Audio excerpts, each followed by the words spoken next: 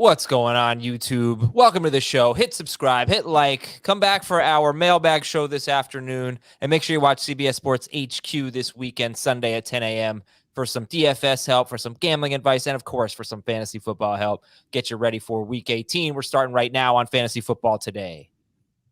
One more day, our last start or sit episode for the 2021 season. And it's, yeah. Hooray. Well, I can do better than that. Where's the applause? There. Hey. Hooray. Congratulations, guys. You did a great. You had a great year. You guys worked so hard. You deserve some rest and relaxation. Of course, we're going to be podcasting 3 times a week going forward, by the way. But we already have our schedule for next week. Yeah. We've already had to change our schedule for next week. Kudos to you for a great season, and I hope you get some sleep this weekend. You deserve it, fellas. You too. Thank you. And I'm going to ask you for your top 5 for 2022. That's what we're going to kick off the show with. Should we talk about the Thursday night game? We'll start with that. No. RJ Barrett, you didn't see that shot? Oh my gosh. Did you see it, Jamie? No. You did? Oh, go on Twitter. Look at that shot. Thursday night basketball on TNT.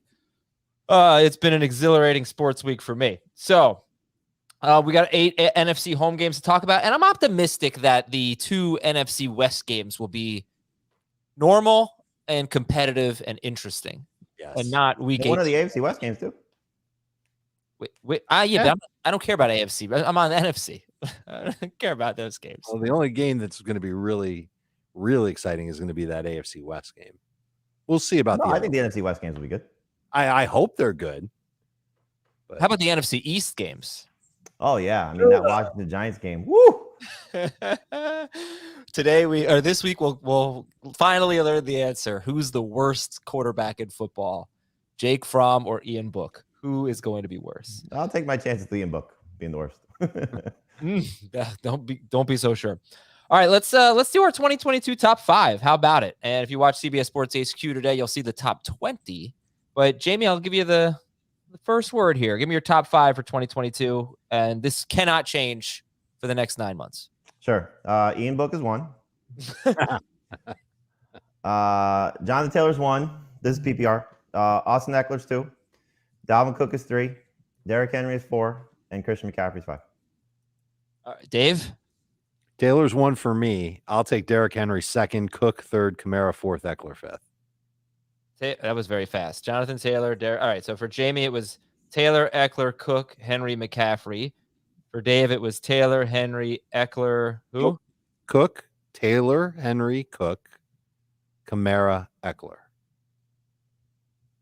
Kamara, Eckler. Yes. Okay. So let's dive into it. Jonathan Taylor, 1 for both of you. Derrick Henry, 2 for Dave, 4 for Jamie. I was trying to do this last night, who's the top 5, whatever. I came to the thought, Jamie, if Taylor's 1, why wouldn't Henry be 2? Because Taylor's not going to catch a bunch of passes. Henry was better on a per game basis, was better than Taylor. He did get hurt. Why wouldn't he be 2 for you? He's 4 for you, Derrick Henry. I will probably change that once I see what he looks like. I want to make sure that the foot is not a problem. He's big. He's a big guy. Yes, he's a big guy. He might have lost some weight while he was on IR. We don't know. Yeah, maybe. Could be down to, svelte Darren Sproles, something like that. Okay. Eckler 2 for you. Eckler 5 for Dave. Dave, what gives? I'm just worried that Eckler is going to continue to share to a degree in this offense. He's still awesome. But I'm looking for a bounce back year from Alvin Kamara. I think Cook has earned the right to be considered one of the best running backs in fantasy. And it's not to say that I don't like Eckler at all, but I think that there's certainly an opportunity for Kamara with potentially a new quarterback bouncing back in a big way next year. I wonder if they stay with Taysom Hill, though. I mean, he's under contract. They win with him. Did you guys both have – I know – you both had McCaffrey in there. Oh, no, Dave, you did not. I did not have McCaffrey. And I didn't have Cook. I had Cook 8th or 9th because I think he's potentially breaking down. I mean, last year he managed to miss, I think, only 2 games, but he left a lot of games early, and I was nervous about that this year. And this year, it's just one thing after another. In fact, I'm interested in talking about him for this week because I haven't seen much on him, but he left last week's game with an injury and didn't really play that much, I don't think, after. They didn't have the ball that much in the fourth quarter, and it was a mess anyway with the backup quarterback. But Cook just scares me. I mean, the workload is so enticing. The talent is so good. But I'm concerned that he's Ezekiel Elliott and is just going to be dealing with injuries. He's not quite Zeke, but he's like a year ahead. So I don't know. I guess punishing it does make sense because McCaffrey has obviously missed a lot more games, but McCaffrey and Cook, Dave, to me, don't feel that different. They feel different to me. I see Christian McCaffrey with 4 notable injuries that cost him a lot of time over the last 14 months. And not only do I get nervous about that as a first-round investment in fantasy, I wonder if the Panthers coaching staff is going to do something about that and say, all right, listen, this guy's great. We've got to have him in there when we're passing the ball. Do we take some of the work off of him when he's running? So when it's 1st and 10 or 2nd and short, why do we even have him in there? Let's take him out of there. I wonder if they start to limit how much he's on the field. It's not to say he's not a first-round pick. He's definitely a first-round pick. But one that I think you've got to look at and say, I need a plan B for the 2 to 10 weeks that he'll miss in 2022. And we might have to say that with Cook too. I don't know if it's going to be 10 games for Cook, but we could also say that for any running back. Derrick Henry is my number 2 running back. He missed half the season. So that's the nature of running backs in fantasy football. I think everybody who's played for a long time knows that it's a fragile position.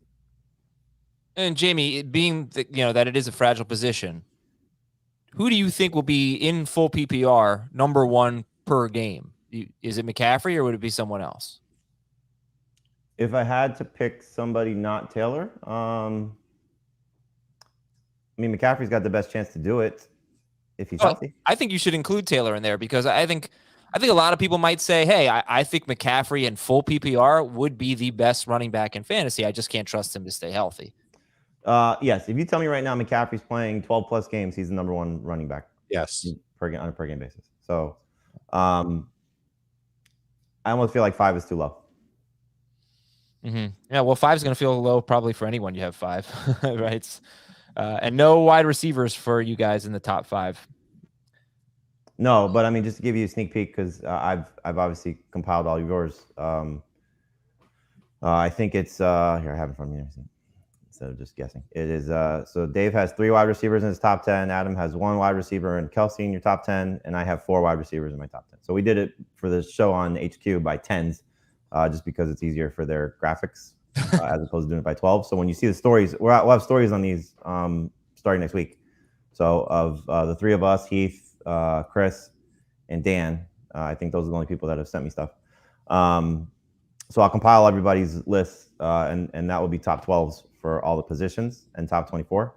But in just terms of the top 10, you have the least, Adam, in terms of non-running backs. I have 8 running backs in my top 10. Yes, and you're the only one with the tight end in your top 10. Interesting. Okay. I guess I'll have to. Dave has no tight ends in his top 20. What, Dave Richard? None. I believe Chris has 4. Yeah, well, he did last year too. He had 3. Yeah, Chris was a big fan of 3 in his top 12, right? Yeah. Yes, and I think only one of them panned out, right? No, I don't think he even had the one that truly. If you're saying Kelsey panned out, sure, he was pretty good. Kelsey. So, let's say he panned out. Yeah. All right. Well, we're going to get into the NFC home games now. And remember, each game will have a 2022 question to kick it off, and then we'll break it down. We also have a mailbag show this week, so it won't be as many questions, but as per usual, we will have a mailbag that airs Friday on YouTube, Saturday morning on the podcast feed. And if you want an edge setting your DFS lineups, what better time to play some DFS, okay? The Fantasy Football Today DFS podcast gives you all of the expert advice you need. So listen to the Fantasy Football Today DFS podcast wherever you listen to FFT. Time for your news and notes. Justin Fields is on the reserve COVID list. It's going to be Andy Dalton at Minnesota. Clyde Edwards-Helaire is out. Deontay Johnson and center Kendrick Green and cornerback Joe Hayden. They're all on the COVID list. So we talked about that game yesterday. I'll say Ray McCloud's getting a ton of targets, and he's got the third most red zone targets in the last 3 weeks. That was with Deontay Johnson. Dave, is Chase Claypool definitely the best Steelers wide receiver? And are any Steelers wide receivers must starts now with Deontay Johnson likely out? I haven't taken a look at Ray McCloud's usage over the last couple of games. Last time I saw him, he was a short area target for him who really came in handy when Pat Freiermuth was on the concussion list. I think he's going to continue to play that role. That's my assumption based on what I saw. I don't know if he's going to turn into a big play downfield guy, but the short targets are obvious there because the offensive line's terrible. Roethlisberger can't throw the ball with velocity down the field. And I think you're going to look at McCloud as someone who could pick up a lot of targets and be decent for PPR. I'm going to look up what his price is on DraftKings. He could definitely be someone that comes into play as a cheap buy this week. But it's Claypool. It would be the guy. I think so. I'm not super excited about it because he's been such a mess this year, but 30% of the target share is gone with Deontay Johnson. And I'm exaggerating by like 2%. He really was a humongous part of the passing game. Those targets are going to go elsewhere. They're not all going to go to McCloud or Freiermuth or James Washington. It'll be spread around, but I bet Claypool sees a slight uptick. We've seen it this year when he's had a bunch of targets. Usually the numbers, we see it with every receiver. When they get a lot of targets, they get a lot of numbers. Mm-hmm. Except for Ray McCloud. He has 29 targets in his last 4 games, and he has about 90 yards. So he is priced at 3,800 on DraftKings, which means if he gets you 11.4 PPR, he gives you 3 times value. That is realistic. James Conner was limited and Chase Edmonds missed practice. So that's going to be one of the first games we talk about. The Cardinals and the Seahawks will break down that backfield. Jimmy Garoppolo was limited, but we still expect Trey Lance at this point. Darren Waller was limited. Do you guys feel like, well, you're ranking Waller. You expect him to play, right, Jamie? At this point, yes. I mean, today's practice report will be telling, but I think, you got to be excited about him being out there in the Raiders' biggest game of the season. So just a matter of how healthy is he and how much will he be leaned on as per usual. But I think if you have him and you're playing in Week 18, you're probably starting him. Marquise Brown missed practice, and so did Lamar Jackson. I would assume that Marquise Brown has a better chance to play. I mean, he misses practice a lot and ends up playing. Lamar Jackson, on the other hand. Lamar Jackson's birthday today. Oh, happy birthday, Lamar Jackson. Hope it's a special one. I hope you play. I'd love to see you this weekend, but right now we're expecting it to be Tyler Huntley. What'd you make of this comment, Dave? DeAndre Swift expecting a similar role as what he had last week? Yeah, that's gross.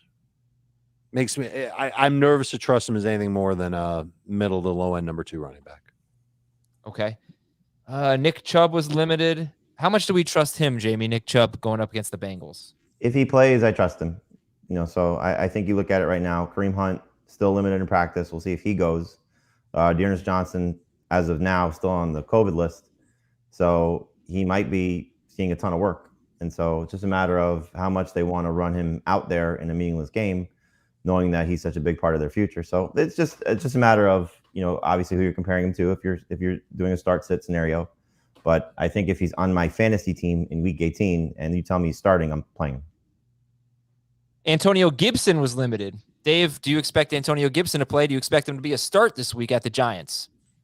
He should. I do expect him to start. I do wonder how much he'll actually play since it is the last week of the season. I don't know if I would do it if I were Washington. I'd want to get him healthy and ready to go for next year, but they're obviously viewing it a different way, and I certainly don't dislike the matchup.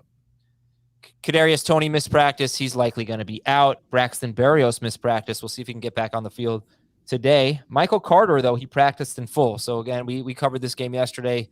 Talked probably pretty briefly about Michael Carter here, but where is he going to end up in your rankings, Jamie? Michael Carter at the Bills. He'll be on the border of a number 2 running back in flex. I think it's a tough matchup, obviously. He's going to get a lot of work, I would assume. So that factors into that. That's in his favor. And he had a tough matchup last week. He still he looked good clearly before he got concussed. So it's just, depending again who you have to compare him to. But don't love the matchup, but the workload is going to be fine. All right. If Antonio Gibson and Michael Carter play, who's ranked higher? Gibson by a lot. Same. Damian Harris was limited in practice. If you have Denver kicker Brandon McManus on your team, he's on the COVID list. They play Saturday, so do something about that. Both starting offensive tackles for the Lions remain on the COVID list. They'll probably see a lot of backups, though, against the Green Bay Packers, and they could come off. They were on the COVID list, I think, Monday. Tyron Smith, though, he's on the COVID list. He's probably not going to play on Saturday. Kyle Pitts said he will play, and I believe he has the most yards. Yes, he does. He has the most yards of any tight end, tied with Dallas Goedert against the New Orleans Saints, who have been very good against tight ends. Robbie Anderson missed practice, could free up some targets for DJ Moore at Tampa Bay. We'll go to Seattle at Arizona. We start with our 2022 question of the game. DK Metcalf or DeAndre Hopkins? Metcalf. I think I'll say quarterback. Same quarterback. Sure. Right. We don't know who Metcalf's quarterback is going to be, but or what that offense will be. Like, who knows how big this blow up is going to be in Seattle this offseason. And I feel like Hopkins is fallen into touchdown dependent receiver territory. So you're both going Metcalf? Yeah, he's got a little. I was actually surprised when Heath sent me his top 12 tight ends. He still has Hopkins as a top 12 guy. He also has Metcalf higher, but I was very surprised to see that. I will not draft DeAndre Hopkins as probably even a top 15 tight end, wide receiver. Yeah. I don't know. Is he just destined to be this low target guy? Because he actually, he averaged 8.9 yards per target. That's terrific. I mean, that's his third best mark ever. I don't know. All right. Well, it was obviously we got to see what the rest of the receiving core looks like. I believe Christian Kirk's a free agent, so I believe that's right. He could move on. AJ Green, I think, is on a 1-year deal, if I'm not mistaken. Yeah, I'm pretty sure. So he can move on. Yeah, Christian Kirk's a free agent. Is he restricted? No, he's unrestricted. Oh, I think he's free to go. And Green, he might sign a 2-year deal. Right. So that leaves them with Hopkins, Rondell Moore. No, Green is a free agent too. So if they move on from both of those guys, from Kirk and Green, then Hopkins is probably in a better spot. But depending on what else they do.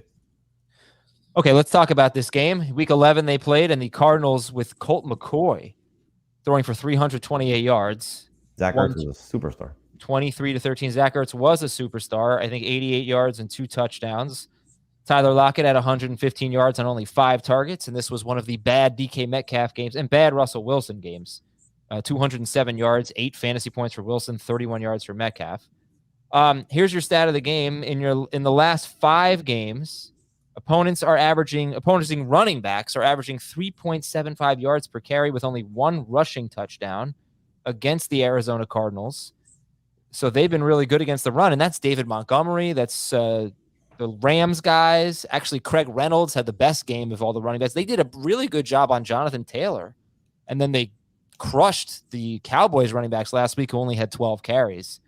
So Penny, if you look at him, I mean, what he's done is amazing. 135 or more yards in 3 of his last 4 games, but tremendous matchups. And then he had, Houston, Chicago, Detroit. He had 1 bad matchup, and he had 39 rushing yards and 2 catches at the Rams. So I think this will be a bit of a litmus test for Rashad Penny, although I will point out that the Cardinals' good run defense lately, not so much for the full year. But if Connor, well, actually, let's do it in all scenarios. Is Rashad Penny the best running back in this game? Not if there is one Cardinals guy. Okay, because the Seahawks have a great run defense. They're terrible in the passing game, but no Bobby Wagner though. No Bobby. That's a great point. And also, they're going to catch a lot of passes. Okay, right. So fair enough. If both Cardinals running backs play, though, is Penny one? Yes. And Dave, do we like Penny this week? Do we love him? Are we nervous? I think you got to start him. At least 15 touches, 3 of his past 4 games. I think the Seahawks are going to lean on him and certainly let him shoulder the workload. Arizona's been a little bit giving to running backs in terms of fantasy points, touchdown or 100 yards total to a running back in 6 of 9 games. It's not the best stat, but I think he's got a shot to get you double-digit fantasy points. Will it be a 20-point blow-up? That worries me a little bit, but the potential is there for him because he gets the opportunities. Starter sit Russell Wilson, Jamie. Start, given the scenario of what quarterbacks are this week and what probably in his mind could be his last game as a member of the Seahawks. So he has got nothing to lose. Each of the last 4 quarterbacks to take on Arizona has put up at least 21 fantasy points, including Jared Goff. Wilson's been 20 or more in each of the last 5 games he's played with Tyler Lockett, I believe, right? Lockett missed the Rams game. Yeah. Even though Lockett hasn't done anything the last 2 weeks, which brings us to the Seattle wide receivers. Who do you like better, and are they both starts this week? They are both starts. I like Lockett better. Well put. I agree. All right, Lockett. Look at these. Look at how Tyler Lockett he's been. He's got 30 yards and 24 yards in his last 2 games. He did catch a touchdown last week. But Metcalf, it's now 8 straight games with 63 or fewer yards. So, DK Metcalf or Devontae Adams? Metcalf. We don't know how long Adams is going to play. Yeah. All right, DK Metcalf. You got to think of it this way with any of the Packers guys. Half of him, whoever it may be, versus full game of somebody else. I would honestly say that that's usually going to favor, the way it's been lately, Adams over Metcalf. Probably so, but that I think is taking the optimistic side of what the Packers can be. Right. Because it could be a quarter, could be a drive. How about Gerald Everett? Cardinals give up the 3rd fewest fantasy points. Starter sit to tight ends. Starter sit Everett. Sit for me. You're hoping that he scores a touchdown and maybe sees a slight uptick in targets. If he has a good game, then I worry what that means for Rashad Penny. I've got him as a top 12 tight end, but he's 10th. I don't think he's seen an uptick in targets at all this season based on where he's been the last few weeks. So I wouldn't expect that. He could score, but I think they've only given up 2 touchdowns to tight ends on the season. So not something I would bank on. All right, well. I would start Austin Hooper over him. I would start Tyler Higbee over him. I would start Jared Cook over him. A lot of better options out there than Gerald Everett.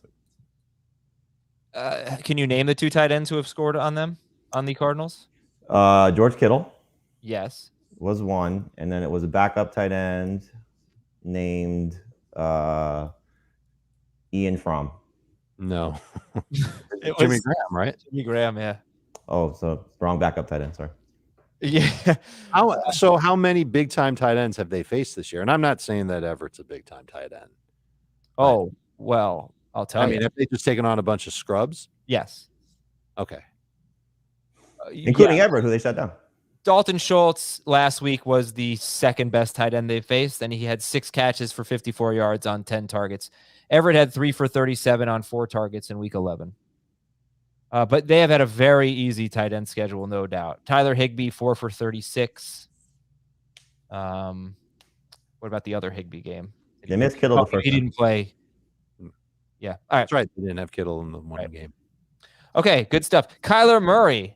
The Seahawks allow the 5th fewest fantasy points to quarterbacks. 5 straight quarterbacks have scored 18 to 19 fantasy points. That would be Garoppolo, Mills, Stafford, Foles, and Hold on. Wait, am I wrong about that? And Tim Boyle. No, but I don't want you to ruin my trivia question. Oh, okay. Can you name the last quarterback to put up 20 or more fantasy points against them? It wasn't Colt McCoy. Colt McCoy. Nice pull. Well done, sir. Thank you. Anyway, how do you feel about Kyler?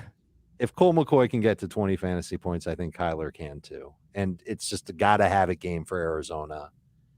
I'm encouraged by Kyler. He's got so much upside, particularly in a week where there are so many quarterbacks that you just don't know how long they're going to play. He's a must. So the running backs are tough because if one of them is out, and at this point it looks like that would be Edmonds, then it's an easy call. You got a must start. But you got one of the best run defense. Now, no Wagner is a big deal. You do have a good run defense though, and they're terrible in the passing game. And I don't even know who that would be because I think Connor had more targets than Edmonds the last time they both played together. I think that was Edmonds' first game back though. But yeah, I don't know. Jamie, break it down for me if both running backs play. I think both are startable based on the situation. I like Connor better in non or half PPR. I like Edmonds better in full PPR. This team is the worst against pass catching running backs in terms of receptions and yards allowed to the position. They've allowed 116 catches and it's over 1,000 yards receiving to running backs. So Edmonds should have an opportunity for a big game if, in fact, he stays in that current role. I also think it's important if Rondale Moore is out because I think that's kind of benefited Edmonds in his current role without Connor there as well. But I think Connor would come back and take the short yardage opportunities. I think he'd be the guy running between the tackles, probably on first and second down, at least the majority of the time. And so without Wagner in there, he has the most touchdown potential. So I think you just kind of approach it depending on the format that you're playing in. But give me Edmonds and PPR, give me Connor and the rest.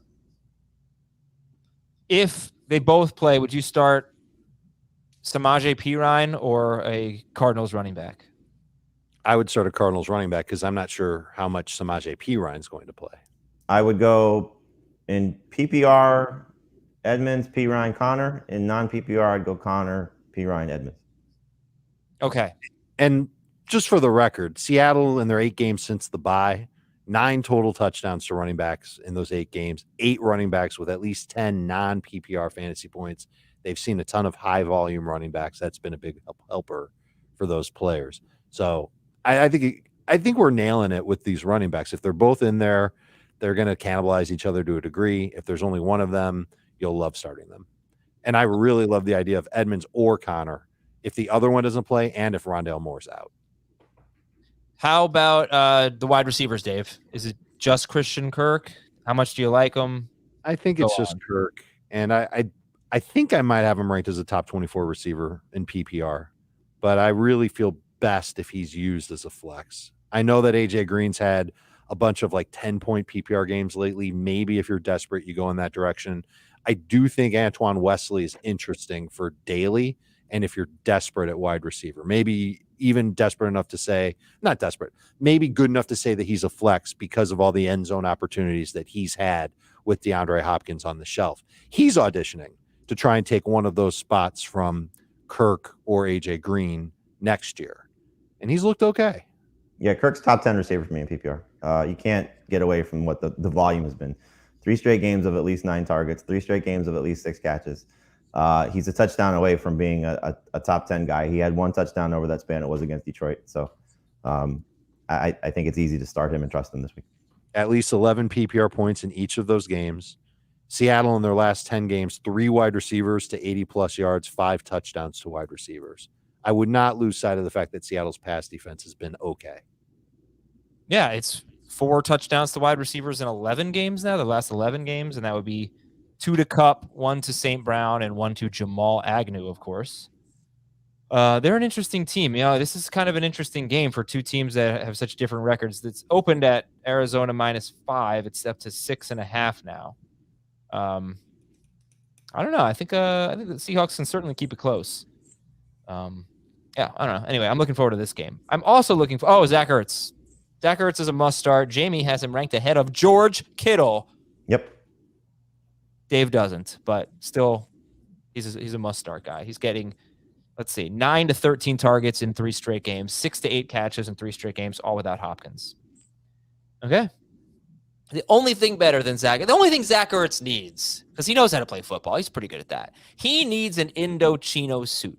His Indochino suit would look a lot different than mine. He's a lot bigger, but it would fit him perfectly because I have an Indochino suit, and I can tell you that it is the best fitting thing that is in my closet, and it is my go-to suit when I want to look good, when I have to be somewhere, whether it was my rehearsal dinner, whether it was a big event for work. That's what that was my go-to suit and the best thing in my closet. And go look in your closet right now and see what color looks good on you. What do you want to look like in 2022? And then go to Indochino.com and design a suit, customize every single detail. And by the way, a custom suit, I got friends that pay $800, $1,000, crazy amounts of money for a custom suit.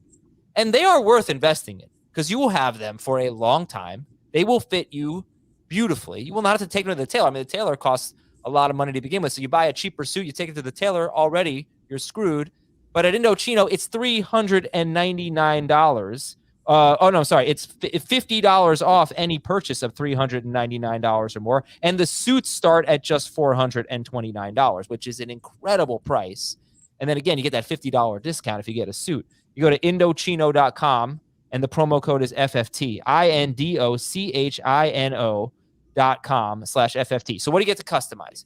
The lapel, the pleats on the pants, whatever, the buttons, the monogram on the inside, the color, obviously. And, you get it right until it fits you perfectly, and you're just going to absolutely love it. So Indochino suits start at just $429. The shirts start at $79, with all customizations included. Give yourself a style edit that sets the tone for the rest of the year with Indochino. Get $50 off any purchase of $3.99 or more by using the promo code FFT at Indochino.com. That is $50 off a purchase of $3.99 or more at INDOCHINO.com. Promo code FFT. On to our second game on the slate, the other NFC West game, the Rams hosting the 49ers. 2022 question of the game, Cam Akers or Deebo Samuel? I feel like it's too soon to answer these. So for now, I'll say Deebo. But if Cam makes it through the offseason improving and gets his explosiveness back, which you don't always see from players that tear their Achilles, I think it'll be a pretty easy pivot to go to Akers over Samuel. So I believe both you guys have Cam in your top 24. Cam Akers top 24 from what you sent me. So you have Akers over Deebo right now. I would probably do that as well, just based on the hope that he's the guy. Now, Sony Michel most likely is gone. He is a free agent, so I doubt they're going to invest heavily in him because he's probably going to earn himself a decent contract for the position. I hope he's, look, if he's right, he's got top 20 upside by far. So I'll take my chances with what Cam Akers could be. I worry a little bit about the offense passing wise with Trey Lance, because it could be a little bit of a downgrade for Deebo Samuel as a pass catcher. No, absolutely. So let's get into that offense for this week. And starter sit Trey Lance, and we'll go Trey Lance or Russell Wilson. It's sounding like it's going to be Jimmy Garoppolo. I mean, really? the more you see the practice reports, unless they're just ramping him up for if they make the playoffs. But by all accounts, he's throwing the ball fine. And so, if he's close to full strength, they're going to play him, I would assume. I would start Russ over any 49ers quarterback. I would as well. Yeah, I don't have any faith in Trey Lance in this game because I think he's going to struggle against his defense on the road. But Garoppolo makes it a little bit more enticing for the pass catchers. And how do you feel about the running backs in this game going up against very good run defenses? Well, I mean, the last time these two teams met, I think the Rams were a little shell-shocked because remember they lost Robert Woods on Friday to a torn ACL. They just brought in Odell Beckham, so their offense was all kind of out of sorts. And, San Francisco just had the ball all game, it felt like. And so Mitchell had, I think it was like 21 carries for 97 yards, didn't score, but just, grinding out yards. And I think he's a safe number 2 running back. I think Michel's volume makes him a safe, borderline number 1, number 2 running back. 49ers dealing with a lot of COVID situations right now, so we'll see what happens. Their secondary is a mess. They're missing 4 guys, and that's not including Mosley. So it could be a game where, Cooper Kupp is 11 catches, and I think it's 100-something yards away from 2 significant records. One is Michael Thomas's catch record. The other is Calvin Johnson's yardage record. It would be pretty remarkable if he got to both, or at least one. But my guess is they're going to throw it and give him every opportunity to do so in the course of the game because he's going to see so many targets anyway. So does that leave enough for Michel to still have the volume that he's been getting if Stafford's throwing all over the place? Would you guys start Rashad Penny over the running backs in this game? No, I have Mitchell ahead of Penny. I have both ahead of Penny. Okay. So, they're interesting. They have tough matchups, so they get so much volume. Their passing game role is kind of maybe in the 2-catch range, something like that most weeks. But it's hard to get away from Mitchell and Penny. And, and you just look at Michel last week in that tough matchup, and he came through with 19 carries, 74 yards, and a touchdown, 3 catches for 25 yards. All right, so if Garoppolo is going to play, no matter what, I think everyone's going to start Deebo Samuel, even if you're worried about the touches and you're worried about the role. He just keeps coming through. But what does that mean for Brandon Ayuk if Garoppolo plays? I assume that Ayuk is a sit, even though he did have 94 yards last week, but he only had 6 targets. What does it mean for Ayuk if Garoppolo plays, Dave? I think it's an upgrade if Garoppolo plays, provided that Garoppolo – look, they're not going to put Garoppolo out there if he's going to be terrible throwing the football. I like the idea of Ayuk having a couple of explosive plays. I'm not sure if I have him ranked as a top 24 receiver. I would call him a high-end flex. I don't like the fact that he doesn't get a ton of targets from game to game. I think the Rams matchup is difficult for him. I think it's only 8 receivers that have scored on LA all year long. Yes. So you're hoping for 80, 90 yards, 3 or 4 catches, hopefully a touchdown on top of that. He bucks the odds there. He's got a better chance to do that with Garoppolo than he does with Trey Lance. He has scored in one of 2 meetings with the Rams in his career. So take that into account. So with a touchdown in PPR, he's only averaging 7 PPR points against them in 2 games. That's right. That's wild, man. All right, so that's Ayuk. Then how about Kittle? He has 2 straight games with fewer than 30 yards and 2 to 3 targets. One with Garoppolo, who was playing hurt, and gave an end zone target for that matter, and one with Trey Lance. Is he an automatic start?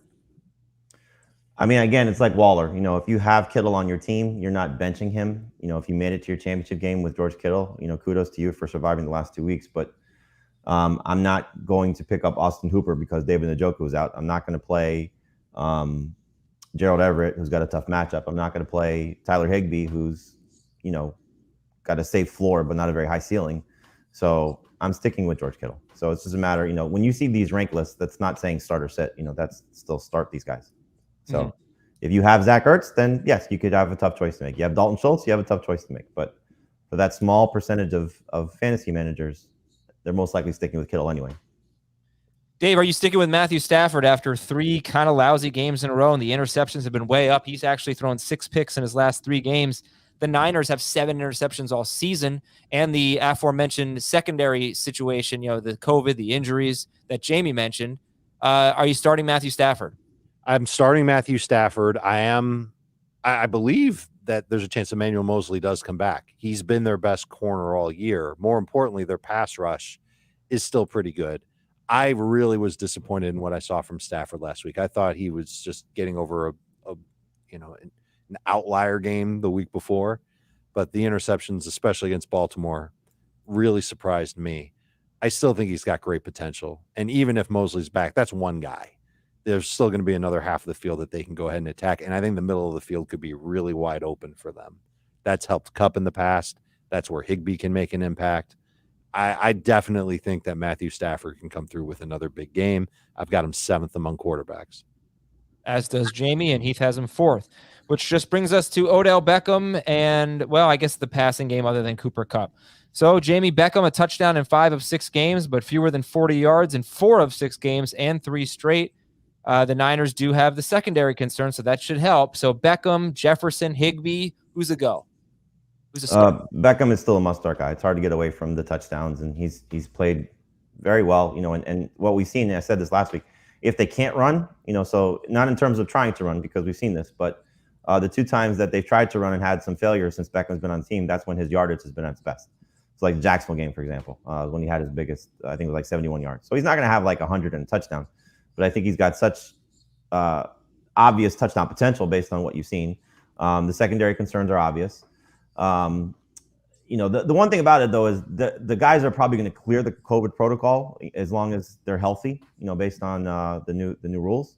So they were placed on the COVID list, I believe it was Monday or Tuesday, so they should have enough time to be cleared. That should help San Francisco. But I think you just look, again, what this game should be, and it has potential to be a track meet.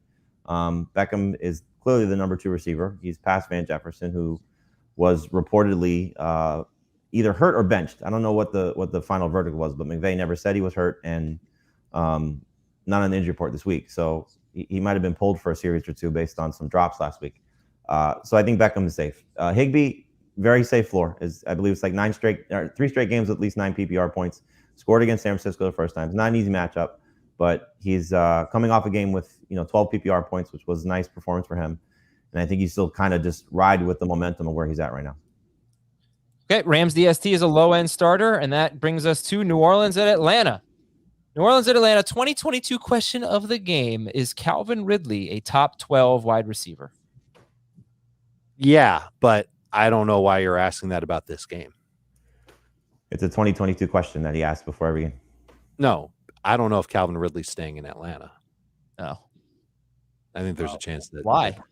I think there's a chance that they part ways. There's been a report on it, and I think there's an opportunity there where he might move on from the Falcons. Well, he's under contract, isn't he? He is, but maybe they make a trade. Interesting. All right. Well, I can still ask the question. I mean, of course you can.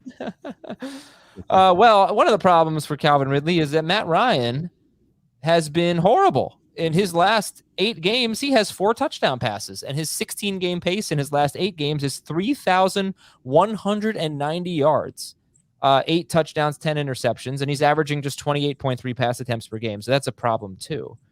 So he's obviously a sit, but okay, just to sum this game up, Ryan is a sit. We do not trust. Correct me if I'm wrong. We do not trust the Falcons running backs in this game. I don't trust any Falcons player in this game, to be honest with you. Well, Gage, yeah. So Gage and Pitts, because Heath is very high on Gage as of right now. He has him 13th in PPR. You guys are nowhere near that, outside the top 30, basically 35th or lower. And then there's Pitts, who is on kind of a roll. This is going right now, 61 or more yards in 4 straight games. So Jamie, you don't trust any Falcons? No, I mean, look, the running backs are obviously a mess. Mike Davis is better than Patterson last week. You wonder if Patterson's just run out of steam. Never had this type of workload, obviously. So most career touches for him. Plus, I don't know who brought it up, but maybe I think it was Chris Towers earlier this week. That maybe we just kind of overlooked that high ankle sprain and he's been playing through, and kind of discounted that he's just gutting it out and still trying to be there for his team. But the running backs you can't trust, especially against this defense. Then you have Pitts at clearly not 100%, still limited in practice. He says he's going to play. Great for him. And obviously it's like Kittle and Waller. If you have him, you're probably still starting him. But soft tissue injury, hamstring problem, how quickly is he re-injure that, and then he's out of the game. Plus it's a tough matchup. And then you have Gage, who, I think maybe we got a little enamored by the performances a few weeks ago. But the broader picture of who he has been for his career has obviously been a little underwhelming. And so now you're taking on a defense that has been really good against wide receivers for the most part the last 5 weeks. The one guy that has beat them, which could help Gage if he's playing more inside with Pitts there, was Jalen Waddle. But outside of that, I mean, you think about it. They did a great job against Godwin. They did a great job against Devontae Parker. Well, they tore Godwin's ACL. That was that game? Yeah. They both Evans and Godwin got hurt. Oh, maybe I was thinking of something else. No, but you're right. In their last 7 games, only 3 wide receivers have more than 61 yards against the Saints. Really, the best. They've done a great job against Cooper Kupp. That was DJ Moore last week too. No, why did I say Cooper Kupp? DJ Moore is what I meant. I don't know why I said that. They did a great job against DJ Moore. They did a good job against Amari Cooper, but he came back. He was limited. He barely played. So yeah, and the thing with Gage, his last 2 games have been terrible because Matt Ryan has thrown 23 to 24 passes in his last 2 games. Gage actually has probably about a 22% target share in those games. True. Yes. But still, what's the best case scenario? Is probably in the 60 to 70 yard range, right? You don't expect. Yeah, if he doesn't score, you're not going to be thrilled with it. No, you're hoping for 7 for 60. Right. That makes him a flex, and I put him toward the low end of my PPR flex range. Dave, are you? I think you're a little more optimistic on. I don't know, a little more optimistic on Pitts, but is it just basically? I moved him down a notch just now because he's not playing at 100%. Just the more I think of the matchup and just the state of the Falcons right now, I'm not excited. He's still a start. He's still a top 10 tight end. But give me Ertz, give me the studs, give me Waller. Taysom Hill, like him. Love him. Gotta have him. Love him. I like him. I like him this week because I think the Falcons are going to be a mess on the defensive side of the ball. They've been pretty bad against the run lately. Hill will do plenty of that. I think this is a huge game for Kamara. I think he ends the season on a very high note, and I think Taysom Hill can run for a score and throw for another. He's been passing better over the last few weeks. Falcons allow a high completion percentage rate against opposing quarterbacks, and he shouldn't be pressured too much. Should be able to put one more nice game on tape to try and establish himself as the leader in the clubhouse to start for the Saints in 22. This is the team he knows best. He started against them twice last year. He had 50 fantasy points in the 2 games combined, 23 and 27 points. 2 solid games for him throwing the ball, 232 and 233 in those 2 games. Had a 232 and 2 game at Atlanta with 14 carries for 83 yards. So matchup that he's somewhat familiar with, obviously different coaching staff, but still. I think you'll like what you get from Taysom Hill this week. Yeah, I don't know if the defense is necessarily better than what it was last year either. Can't look at the Falcons and say that they're a better defense than they were last year. No, and they've struggled against mobile quarterbacks too. Josh Allen just had 81 yards and 2 touchdowns. 2 touchdowns. Yeah. Yeah, so Kamara's an obvious start. Marquez Callaway or Russell Gage? Callaway for me. He's been great. 2 of the last 3 games, 2 games all year, basically. But Well, the last 2 games with Taysom Hill. The one in That's between was with Ian Book against the Dolphins. Yeah, So even in that game, that was one of the only reliable things that came out of Ian Book was that I think Callaway had 4 catches in there. I don't know how many passes Ian Book completed, but he's been playing better, and it's just a shame that it happened this late in the season because this was obviously somebody that we liked coming into the year based on the preseason and Michael Thomas's injury. I hope this is the springboard going into next season, depending on who the quarterback is. But, think about where we were with Taysom Hill last year when he was just leaning on Michael Thomas so much. He's now turning his attention to Marcus Callaway in the same, vein. So I think it's nice to see Callaway in this scenario. And again, depending on what happens to Michael Thomas, should be encouraging for next year. And with that said, we're going to take a break. You can start the Saints DST as well. When we come back, we'll talk about the Panthers and the Bucs, and then we've got a lot of games with a lot of players who might either sit or just be bad. So that's how we'll finish out the 2021 season. We'll be right back with Carolina at Tampa Bay. All right, Panthers at Bucs, and your 2022 question of the game, is Leonard Fournette a round 2 pick if he's back with the Bucs? No. Seems too Ronald Jones probably gone. Think about it. Why not? He's been good enough. He has that passing downs role. Brady is so good for running backs. I didn't put him in my top 24, but that's because I don't know where he's going to be. But if I'm just assuming that he's back, then he certainly earned it. He certainly played like a first round pick. How old is he going to be? I'm going to look at that up. He will be 26. That's it. Right? Wow. That can't be right. He was the McCaffrey year. So after Henry's 28. So yeah, makes sense. No, that's a good point, Adam. I think, you always got to fear when these guys get paid because that's typically when the breakdown happens. Yeah, he might be. It would be interesting. He'll definitely go in the 3rd round. He's not going to escape the 3rd round. Right. So. I agree. Thinking about him as a 2nd round pick just makes me a little bit nervous. But we are going to see in 2022 prep that there aren't a lot of running backs that you can look at and say, that's a guy that's going to get 15 carries and 3 or 4 catches a game and work the goal line. Okay, let's talk about this game here. Can't wait for it. Not going to start Sam Darnold. Not going to do it. And Chuba Hubbard did have 17 carries and a touchdown and 3 catches. I think, Darnold's probably good for Hubbard. He's not going to steal the goal line touchdown. He's good for Abdullah too. Is he? I mean, he had 4 catches in that game. All right, great. Yeah, that was against the Saints. So whatever. I can see by your rankings you don't want to start a Panthers. Well, the thing that helped the Panthers last week was that the Saints kept them in the game. And so that allowed Hubbard to still get a lot of work on the ground. If the Bucs get away from the Panthers, then I think we're going to see more of Abdullah. So I don't mind Abdullah if you're desperate for a flex in PPR. You got to be desperate to use either one of them, though. Okay. What about DJ Moore? Start or sit? I would try and sit him. Start in a 3-receiver league, sit in a 2-receiver league. I mean, it depends on who else you have in a 3-receiver league, but yeah, he's getting targets from Darnold. Darnold was off target last week. He was terrible, especially on their last drive. And I don't know how tough of a matchup it is, but we've seen the Bucs do a pretty nice job again against wide receivers over the last several weeks. So we know he doesn't score. He hasn't scored a touchdown since September. I think he has 3 games this year with 90+ yards. Maybe he gets you to 15 PPR points.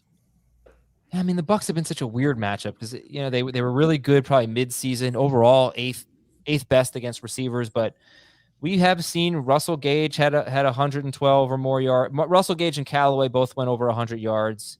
3 Buffalo receivers had good games. Braxton Berrios had a good game last week, so it's been very inconsistent. But Moore was so bad last week against the Saints with 3 catches for 29 yards. It's just Darnold, it's been bad with Darnold for, I think, like 6 straight games with Darnold. And that is the only Panther you are considering. So Tom Brady, you guys have in your top 3. I wonder about that. The Panthers are not a bad defense, although they're not going to have Gilmore, most likely. And he's got only one reliable receiver that hasn't typically been a good thing, based on a little bit of last year and week 16 this year. He scored 16 points against the Panthers with no Evans and no Godwin. Now it's no Godwin and no Brown.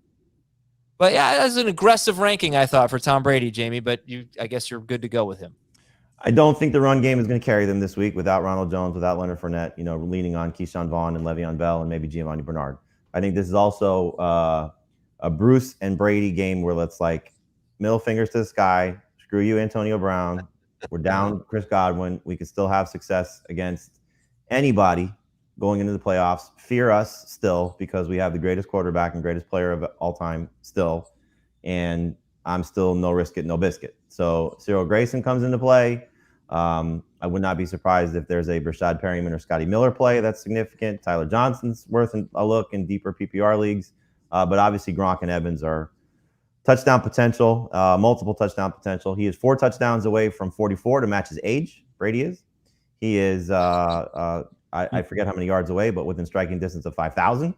Second time in his career, obviously 17 games. But I think he's going to get to both of those potentially. Touchdowns a little bit harder, but it's going to be a big game for Tom Brady this week. I'm going to look and see how close he is to getting to 5,000 because I bet that's something that would be of definite interest in him. If I'm looking at this correctly, he's 10 yards away from 5,000. Yeah, I thought he was. I think he's going to get there. I think so. What's his career high? 52-35. Oh, there we go. So I certainly could be out there to get 245 yards to match his career high. Here's what I see. They've got to figure out what they've got at wide receiver a week before they play a playoff game. It's true. So this could be an opportunity for, I would rank them Grayson, Tyler Johnson, Brashad Perryman, see what they have in those guys. Grayson, 80-plus yards in each of his last 2, I believe. 81 exactly, including the game against the Panthers.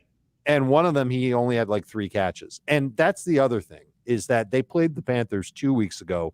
Brady did not have a great game. And so I wonder if they are motivated to try and go back to the drawing board against a defense that's probably not going to be very changed from that game. Yeah, but why didn't he have a great game?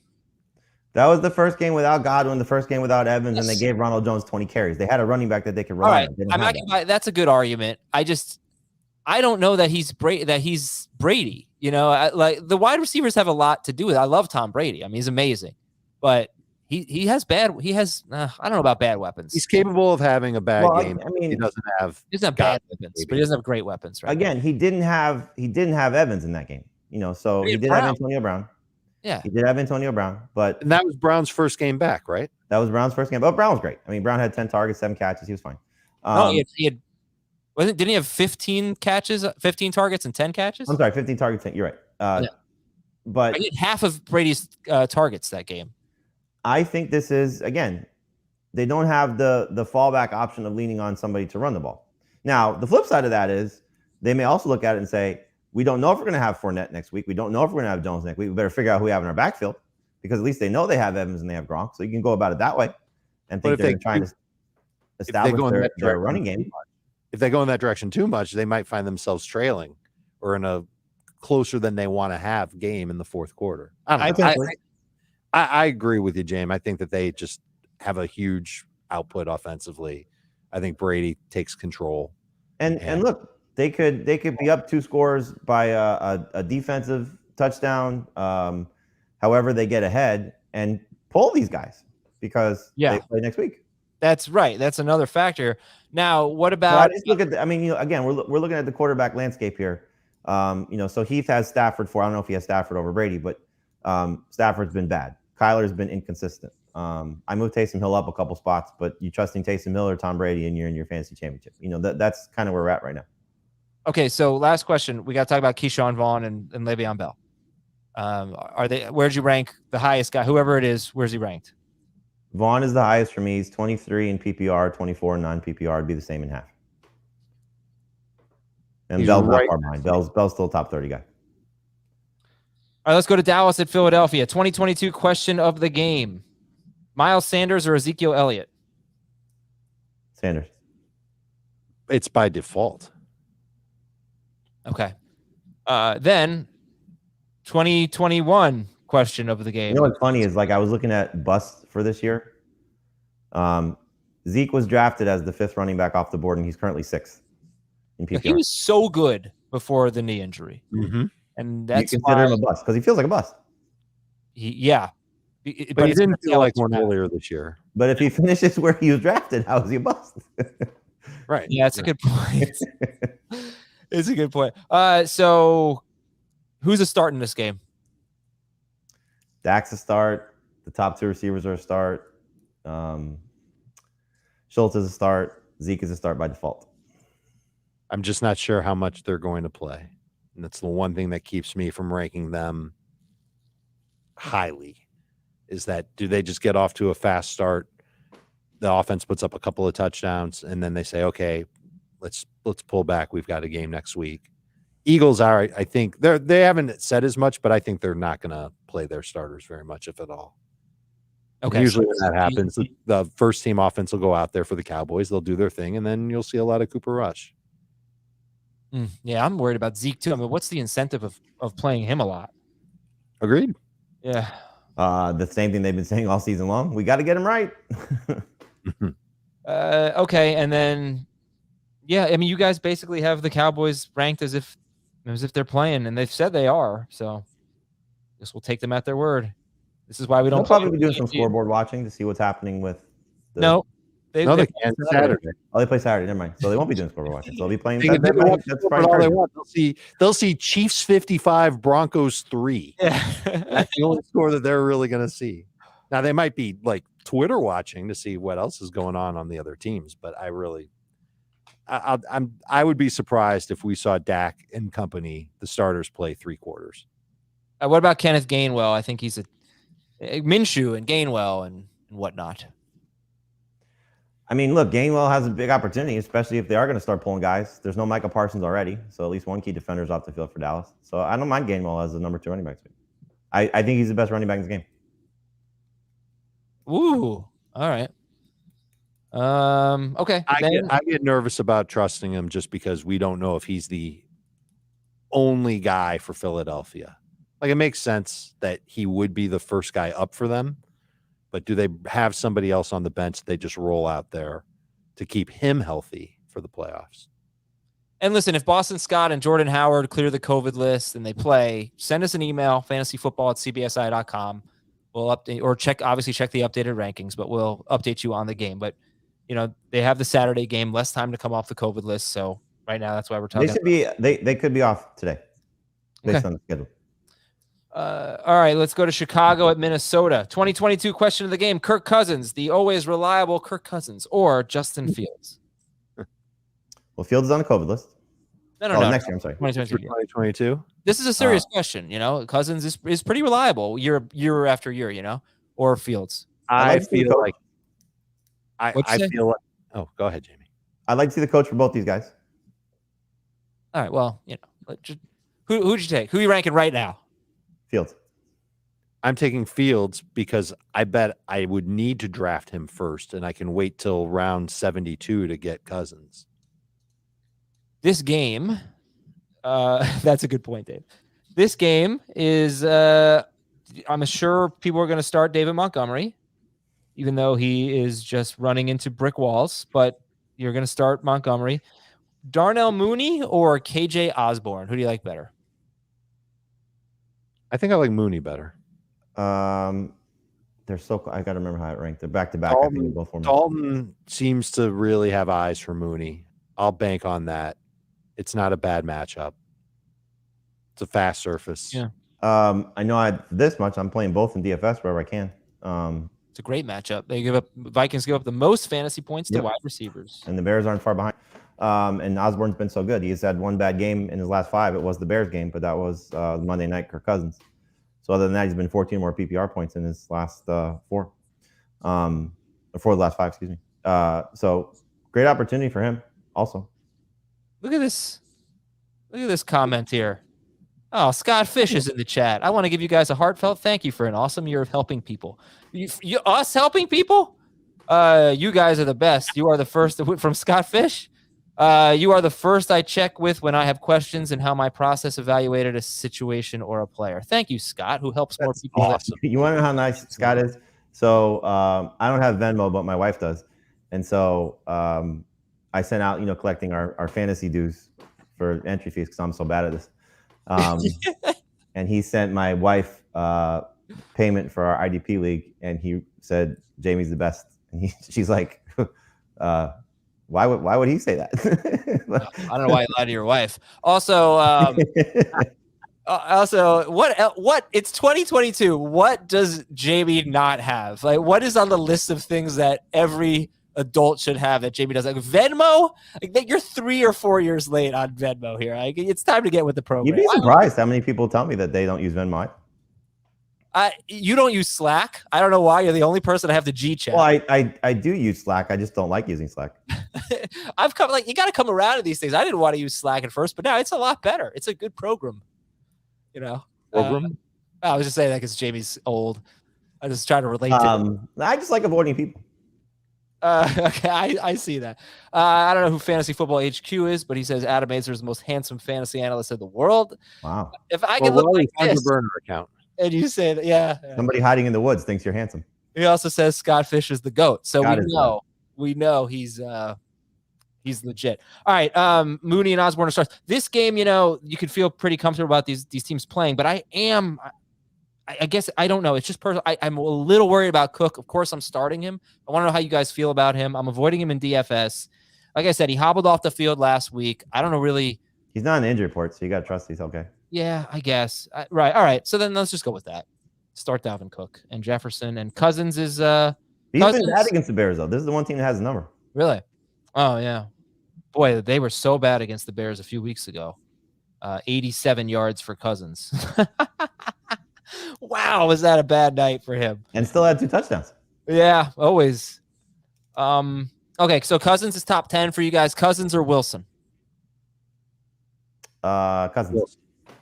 Cousins, Wilson. Okay, I'm sure they're close. Cousins. So, would you go Cousins over Dak? Yes. If you're concerned about Dak's playing time, then yes. But I think Dak's better. Would you start a tight end in this game? I don't think Komet's bad. He had 6 for 71 in the first meeting. So PPR, he's at the tail end of it. I could start him over Everett, for example, in PPR. I wouldn't. Cool. I'd rather have Everett because Everett scores touchdowns. I'd rather have Higbee. I'm sure Jamie would agree with that. I just don't see a lot of upside for him. When they get near the goal line, they're looking for Jimmy Graham. They're not looking for. Yeah, I'm not starting him in non PPR, half PPR, but he's proven that he can get you north of 10 PPR points. Everett hasn't done that very often. Let's go to our next game. It is Detroit and Green Bay. What do we do here for Detroit? Oh, sorry. 2022 question of the game. Is Amon-Ra St. Brown a top 24 wide receiver? No, but he's close.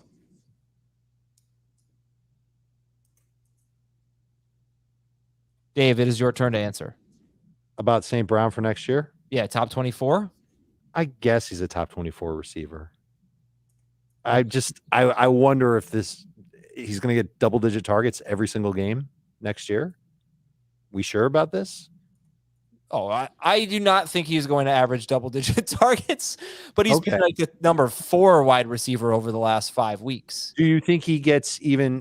Do you think he averages 8 targets a game next year? No, I think he's going to be Hunter Renfrow. Normal Hunter Renfrow. I would still qualify him as close to a top 24 wide receiver. Not so but much. It would be closer to 24 than it would be to even 20. But like I said, I mean, that they are raving about him. He might just be really good. Yeah, I think about it. Yeah, he will be. Okay. I don't know if he'll be the only guy there. Let's see what they do this offseason. It just a matter like this receiving class is okay. It's very top heavy. The free agent class stinks. You talking about the draft class? Yeah. I'm trying to remember Renfrow in his rookie year. I know he had at least 2 huge games late in the year. Oh yeah, Renfrow had a really great fantasy year until this year. Well, Renfrow in the end of his rookie season was great. The last 2 games of 2019, he had 107 yards and a touchdown and 102 yards and a touchdown. That's nothing compared to St. Brown, but it did give him a little momentum that he did not carry over. Anyway, Green Bay at Detroit. DeAndre St. Brown is an obvious start. DeAndre Swift, start or sit? Number 2 running back. Number 2. And any interest in Jamal Williams? Flex on PPR. Yeah. Okay. And then for the Packers, are you starting anyone? I wouldn't be opposed to taking a flyer on Patrick Taylor in DFS. That's fair. And I think Rodgers and a half can still be a pretty good fantasy quarterback. Rodgers I've or got Goff? the top 20 receiver. Rodgers over Goff. I don't think Goff's playing yet. Oh, yeah. There's a chance that Goff doesn't. Yeah, I thought he was sort They're of hopeful that he plays, but I don't know if he's definitely going to be out there. okay. Swift or Aaron Jones or AJ Dillon? I have Swift higher. Swift. Okay. So try to sit the Packers. Same Brown over Devontae Adams. How about Devontae Adams? You can believe that, but yeah. Devontae Adams or Amari Cooper? Cooper. I'd go Adams over Cooper. All right. 1 vote for each. And who's a better DST in this game, Lions or Packers? Still Packers. I might take the Lions if the Packers are going to sit their guys for a portion of the game. I wouldn't trust either one. Washington at the Giants. 2022 question of the game. Saquon Barkley or Antonio Gibson? Gibson. I had it ranked that way this way. I don't know why I would change it next year. Or this year, I'm sorry. That's a good call if you did that this year. What I say? Gibson. I have Barkley a spot ahead of Gibson for 2022. Gibson 4th in carries in the NFL. Was it 4th or 5th? I think it was. I think it was 4th. I think you said. Amazing. It's pretty good. Oh boy, I mean, his YPC is yuck per carry. All right. That's the team you like to see big quarterback upgrade. Yes. How many carries per game did Saquon average? Because he's had at least 15 now. I think 5 straight games. I think it's 4 straight. How many carries per game? If you remove the Dallas game, I don't know. I have no idea. He had 151, subtract 2 for 149, 149 divided by 11. It's not as high as I thought it would be. So 13.5. 13, yeah. So who are we starting in this game? You know who we're starting in this game? We're starting Terry McLaurin. Oh, love it. I'm excited to talk about him. Dave, you know it. Talk about his wonderful history against the New York Giants. I don't know anything about his history against. Oh, really? I thought that's where you were going. I'll tell you. He was great earlier this year. 11 catches in week 2. Jamie, come on. Go to his page and hit the last 5 tab. That's right. 7 or more catches, 74 or more yards in every game he has played against the Giants. That's 4 games, 2 100-yard games. He destroys the Giants. I think it's 14 PPR points or more in all 4. Yeah, but I fell into this trap with DJ Moore last week because he owned the Saints and he was crap. McLaurin's been bad for 7 straight weeks, basically. I think maybe 6. Yeah, but last week he was good. No, he was not good. He was better. I don't know if He was good for him. For him, yes. Season, yeah. And part of that is, I mean, look who they faced. Certainly the last 3 weeks. I mean, they faced either teams that hold the ball a lot or good defenses with good corners. I think just getting back to Heineke, hopefully 100%, and match up good. I think he's worth it. Like, he's a top 15 receiver for me. Wow, Dave. He's a top 20 receiver for me. In the last 5 weeks, the Giants have allowed 6 touchdowns to wide receivers, 4 wideouts with at least 75 yards against them. A couple of them on volume, a couple of them on the deep ball. McLaurin can beat them both ways. You mentioned it, Jamie, last week. 8 targets, 7 catches for McLaurin. That's a step in the right direction. I think he is this week's, now you're going to play big guy. Where people that have McLaurin and their fantasy. I don't think it's that guy. This is like an Allen Robinson week. That's what I was going to say. Like, that's a great question. I don't think it's going to be Robinson because he's just been horrible. Who is the? All right, I agree. I think it's McLaurin. I think he potentially is like a monster game. I think DFS fantasy managers. McLaurin is carrying guy, arguably the biggest bust at wide receiver here. And one of the biggest busts at running back is Barkley. And I could see him having that kind of game because I don't know who Washington's going to play. They talked about playing their younger guys. Their run defense is so good. It really is. But if they're using some backups, Barkley's probably going to get a ton of carries. They're probably going to wildcat him again like they did last week when they just decided we're not going to run the ball. Been weird with him. They've given him at least 15 carries in 4 straight games, and he hasn't even played 60% of the snaps in those games. Yeah. And I wonder, why are they putting him out there? Why are they, risking a further injury to a guy that's theoretically a part of their future? Well, be that as it may, I mean, you don't have him. You guys have him about 20th, and he's finished higher than 19th once in his last 7 games in PPR. I like how they were celebrating his 100-yard game last week. Were they celebrating it? Yeah, Barkley said it was load off his shoulders to finally get one. Oh, that was their Super Bowl. Yeah, look, a lot of former players called Joe Judge and said, "Hey, congratulations on Saquon Barkley's 100-yard game."